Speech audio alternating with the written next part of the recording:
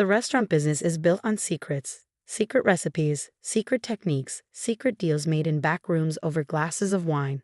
But the biggest secret in my family's restaurant chain wasn't written in any cookbook. It was the truth about who really created our success. I'm Elena Romano, former executive chef and now ex-COO of Romano's Italian Kitchen, a chain of restaurants my family built from a single neighborhood trattoria into a regional empire. At least that's what the official story says. The truth, like most family stories, is more complicated. It started in my grandmother's kitchen 50 years ago. Nonna Maria didn't just cook food, she created magic. Her tomato sauce was legendary in our Little Italy neighborhood, people lining up around the block just to get a taste. The recipe was her closely guarded secret, passed down from her mother in Naples, or so everyone thought. The reality? Nonna Maria created that sauce recipe herself, experimenting late at night after long days working in other people's restaurants.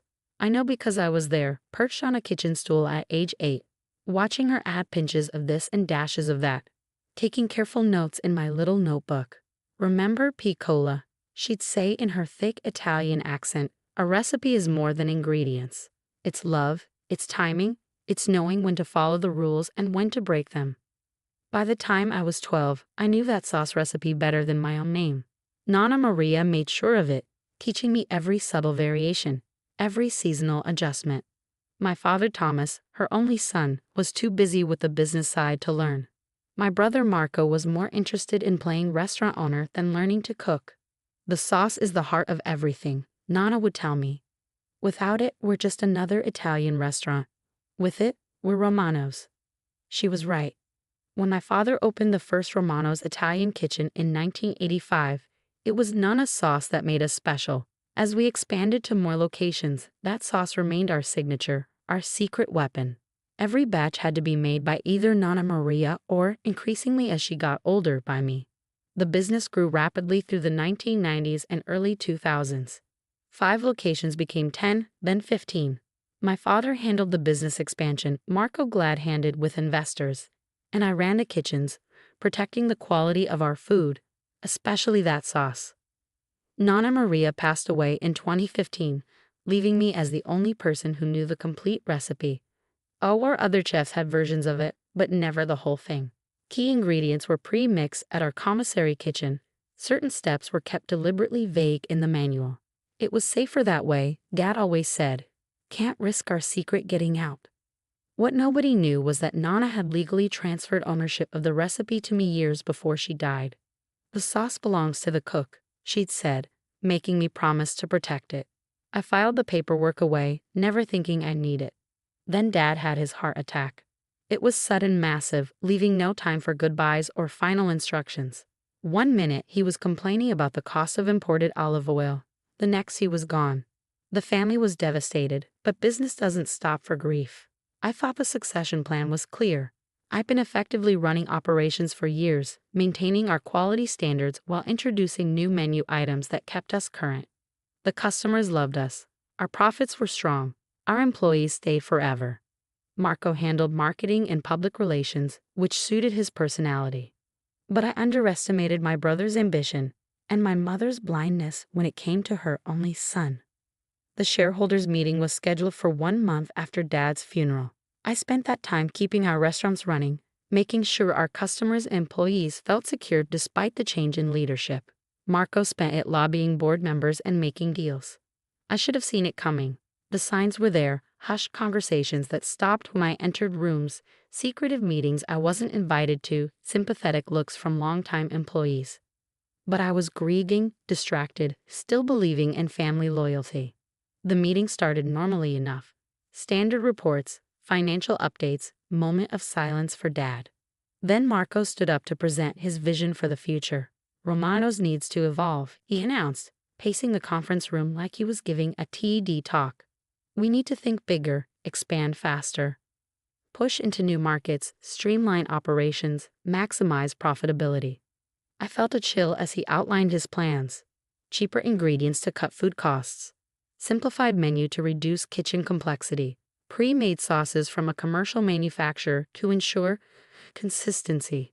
But the sauce, I started to protest. is a relic of the past. Marco cut me off smoothly. Charming family history, but not scalable. Modern restaurants need modern solutions. I looked around the room, seeing heads nodding. Even my mother, who'd practically lived on Nana's cooking, seemed convinced. Furthermore, Marco continued, this transition requires strong, pragmatic leadership. Someone who can make tough decisions without being emotionally attached to outdated methods. And there it was, the knife sliding between my ribs with surgical precision. The vote was quick, clinical. Marco as CEO, supported by a new executive team of his choosing. My position as COO would be eliminated, replaced by a streamlined management structure. You'll be taken care of course, Marco said afterward, all fraternal concern. A generous severance package, consulting fees. Maybe you could write a cookbook. I sat there, numb, as he outlined my professional funeral. Mother patted my hand, murmuring about how this was for the best, how I could finally have a life outside the restaurants. They didn't understand. The restaurants were my life. That sauce was my heritage, my connection to Nana Maria, the heart of everything we built. I left the meeting in a daze, barely registering the sympathetic glances from employees who'd already heard the news. In my office, I stared at the old photos on the wall. Nana Maria and me in the original kitchen, Dad cutting the ribbon at our 10th location, family celebrations marked by food and laughter. My phone buzzed with a text from Marco. Need you to transfer all recipes and procedures to new corporate chef by Friday, especially the sauce details. Time to pass the torch. That emoji felt like a slap. He thought he'd won, thought he could just take everything our family had built and turn it into another soulless chain restaurant. He'd forgotten one crucial detail, something Nana Maria had taught me long ago in that tiny kitchen. Some secrets are worth keeping. Some recipes belong to the cook. I opened my desk drawer and pulled out a folder I hadn't looked at in years. Inside was a document filed with the patent office the year before Nana died.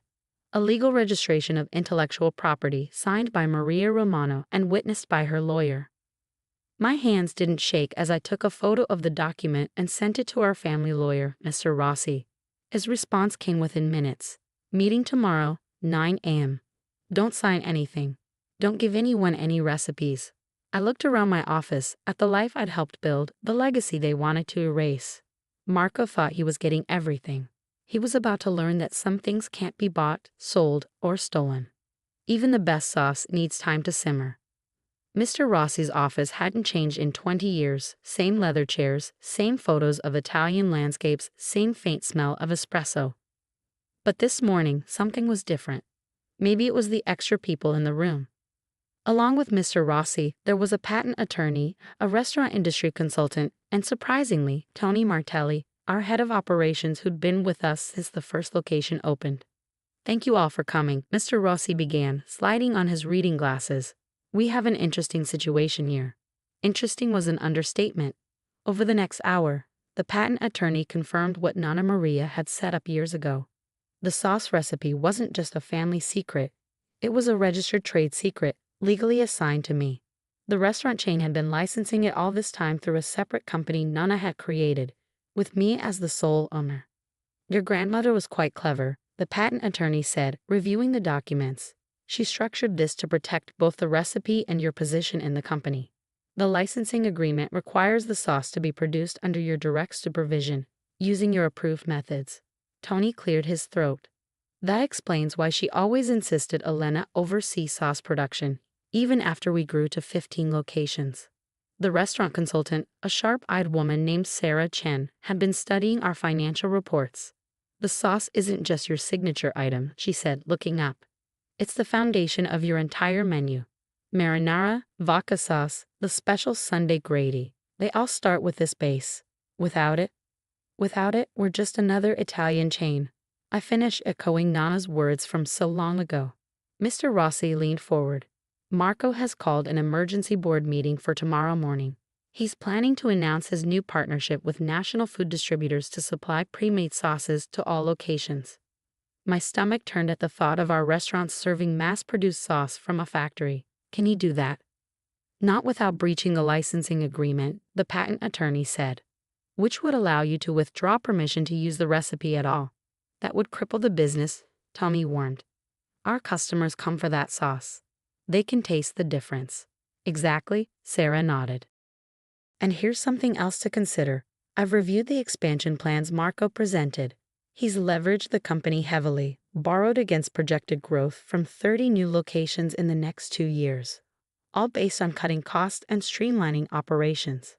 I saw where this was going, so if the sauce suddenly wasn't available, the projections would collapse, she confirmed. Along with the financing, we spent the next few hours developing a strategy. By the time I left Mr. Ross's office, I knew exactly what I had to do. The boardroom was packed the next morning. Marco had brought in his new executive team, all sharp suits and PowerPoint presentations. Mother sat in her usual place, looking uncertain. I noticed she was wearing the necklace Nana Maria had given her on her wedding day. Marco started his presentation with typical flair: growth projections, market penetration strategies, cost-cutting measures. The sauce change was presented as a minor operational detail, barely worth mentioning. And with these new efficiencies, he concluded, we project expanding to 50 locations within 5 years. The Romano's brand will become a national powerhouse. The board members looked impressed. Mother was beaming. Marco shot me a smug smile as he sat down. Any questions? The board chairman asked. Just one. I stood slowly, placing Nana's original recipe book on the table. Has anyone reviewed the licensing agreement for our signature sauce? Marco's smile faltered slightly. That's just a formality. All recipes and processes belong to the corporation. Actually, Mr. Rossi said, entering right on cue, that's not correct. He distributed copies of the licensing agreement to each board member. The sauce recipe is owned by a separate entity controlled by Elena Romano. Its use by Romano's Italian kitchen is subject to specific conditions. The room erupted in confusion. Marco's face turned red as he snatched a copy of the agreement. This is ridiculous, he sputtered. Mother, tell them this can't be right. But Mother was staring at the signature page at Nana Maria's familiar handwriting. She never said, she whispered. Nana understood something you've forgotten, Marco, I said, keeping my voice calm. A restaurant isn't just a business. It's a promise to our customers, a connection to our heritage. That sauce isn't just a recipe, it's our grandmother's legacy. The new executives were whispering urgently to each other, reviewing documents on their tablets. I knew what they were realizing, how dependent their plans were on having access to our signature sauce. The licensing agreement is very specific, Mr. Rossi continued. Any change in sauce production methods or ingredients must be approved by the recipe owner. Furthermore, production must be overseen by Elena Romano personally. We'll challenge it, Marco snapped. Corporate owns all intellectual property. You can try, the patent attorney said, joining us. But during a legal process, which could take years, you would lose the right to use the recipe at all. How do you think that would affect your expansion plans? Sarah Chen stepped forward, presenting her analysis of how losing the sauce would impact the company's projections and financing. The numbers weren't pretty.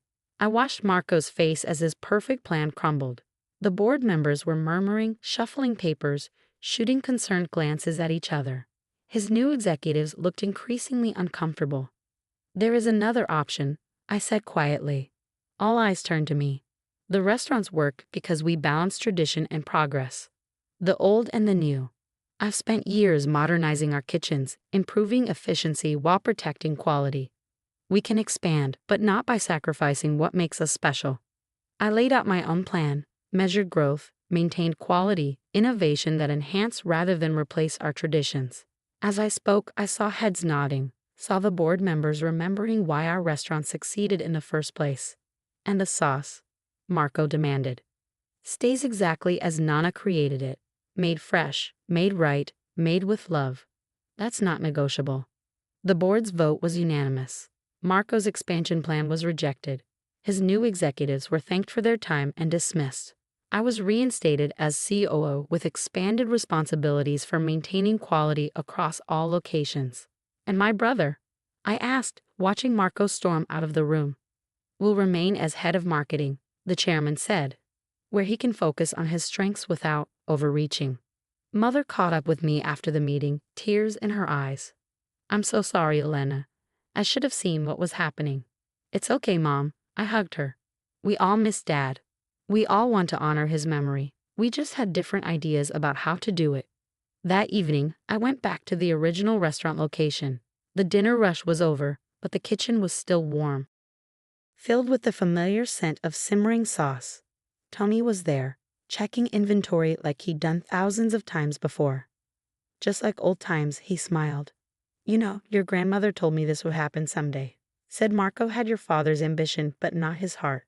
Said you had her spirit, the soul of a true cook." I opened Nana's recipe book, running my fingers over her handwritten notes. She taught me that a recipe is more than ingredients. "Sigh," he grinned. "It's love, it's timing, and knowing when to follow the rules and when to break them." I finished. 6 months have passed since that board meeting. Our restaurants are thriving, expanding thoughtfully into carefully chosen locations.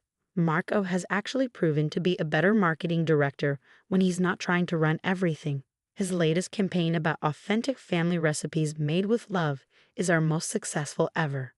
Mother spends more time in the restaurants now, sharing stories about Nana Maria with our staff, teaching them that good food is about more than profit margins. Sometimes I catch her in the kitchen, closing her eyes as she smells the sauce, smiling at memories only she can see. Yesterday, a food critic wrote that Romano's manages something rare in the restaurant industry, growing without losing its soul. He called our sauce a taste of tradition in a modern world. Nana Maria would have liked that review. She always said a good sauce, like a good life, needs the right balance of ingredients. Sweet and sharp, old and new, tradition and innovation, all simmering together to create something special. Last week, I found my old childhood notebook, the one where I carefully recorded Nana's lessons. On the last page, in her handwriting, was a note I'd never noticed before. "Remember, piccola, the secret ingredient isn't in the sauce. It's in the heart of the cook. Guard it well." I'm teaching my niece how to make the sauce now. Marco's daughter Sophia, just turned 8, perches on the same kind of kitchen stool I once used, scribbling in her own notebook. She has Nana's eyes, bright and curious, watching everything. "Why do we add the basil last?" she asked yesterday. "Because some things can't be rushed," I told her, stirring the pot slowly. "They need time to develop, to become what they're meant to be." She nodded seriously, writing it down. Another generation learning our family's real secret, that the best recipes aren't just about food. They're about love, tradition, and the courage to protect what matters most. Marco stops by sometimes, watching Sophia learn the family legacy he almost destroyed. I see regret in his eyes, but also understanding. He's learning too, in his own way. The sauce still simmers in our kitchens, still brings people back again and again. But now everyone knows why, not because of secret ingredients or clever marketing, but because every batch is made the way Nana taught me, with patience, with pride, and with love. That's one recipe that will never change.